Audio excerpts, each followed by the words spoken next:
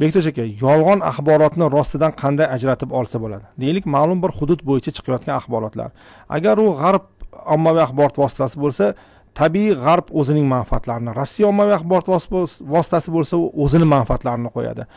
Biz hali deylik, endi to'g'ri, hali hamma hududda o'z muxbirlarimiz, o'zimizning axborot tashkilotlarimiz yo'q, xuddi g'arb yoki Rossiyaga. Masalan, Rossiya o'zining Sputniki bilan yoki Russia Today bilan juda ko'p joylarga kirib borgan.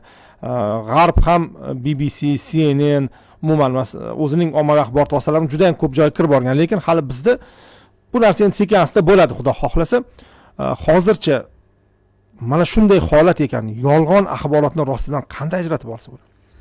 Bitta mana shu savolni bergan muxlisimizga alohida shunday bir iltimosim, bir taklifim bo'lgan bo'lardiki, siz France Pressni ko'ring, Deutsche Welle'ni ko'ring, CNN, BBCni ko'ring, Rossiyani ham ko'ring, Al Jazeerani ham ko'ring va ularning qaysi biri rost yolg'onligini aniq bilmoqchi bo'lsangiz, Fikratni ko'ring.